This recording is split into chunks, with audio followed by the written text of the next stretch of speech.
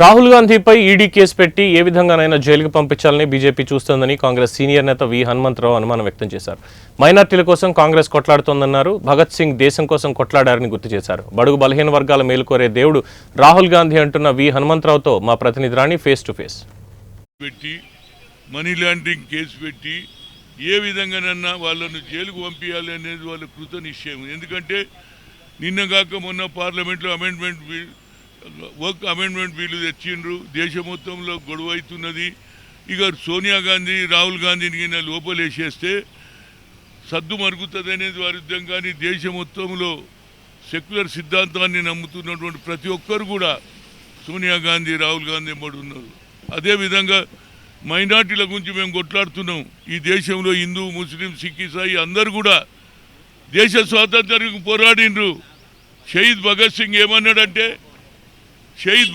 ఏమన్నాడంటే నేను దేశానికి స్వాతంత్రం గురించి కొట్లాడతా కానీ నేను విడిపెట్టను, సత్య నా ప్రాణం పోయినా పర్వాలే అన్నాడు. అలాంటి వాడిని ఆయన ఏమంటాడు, అయోధ్యలో రాముని గుడి కట్టిన తర్వాత నిజమైన స్వాతంత్రం అంటాడు. ఆయనకి ఏమో తెలివి ఉన్నదో నాకు తెలియదు. కానీ 12 ఏళ్ల పిల్లలు 7 ఏళ్ల పిల్లలు when your independent has come 1947 15th August అంటారు. అక్కడ అవమానం చేస్తారు, రాజ్యసభలో అవమానం చేస్తారు. ఏమని అంబేద్కర్ 6 సార్లు అని ఇది ఒక ఫ్యాషన్ అంటాడు. ఫ్యాషన్ కాదురా, దేవుడు. బడుగు బలైన వర్గాల గురించి ఆలోచన చేసే దేవుడు.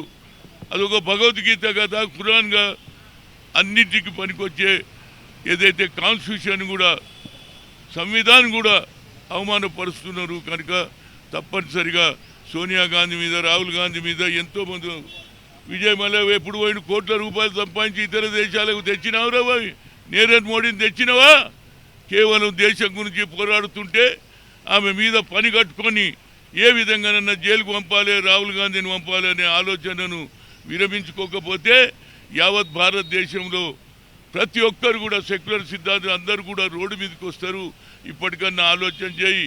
ఎంతోమంది దుర్మార్గులు కోట్ల రూపాయలు సంపాదించి ఇతర దేశాలు వాళ్ళు తెచ్చే ఆలోచన లేదు. కానీ నీ ఈడీ కేవలం సోనియా గాంధీ మీద ఏది నేషనల్ హెరాల్డ్ పేపర్ మీద ఆనాడు పండిట్ జవహర్లాల్ నెహ్రూ గారు దేశ స్వాతంత్రం పెడితే దాని మీద ఏదో మనీ లాండరింగ్ జరిగిందని కేసు పెట్టి ఇవాళ ఏది ఎట్టి పరిస్థితుల్లో జైలుకు పంపాలనే ఆలోచన మంచిది కాదనేది నా ఉద్దేశం. దీనికి తప్పనిసరిగా అన్ని రాజకీయ పార్టీలు ఏ విధంగానైతే ఫైట్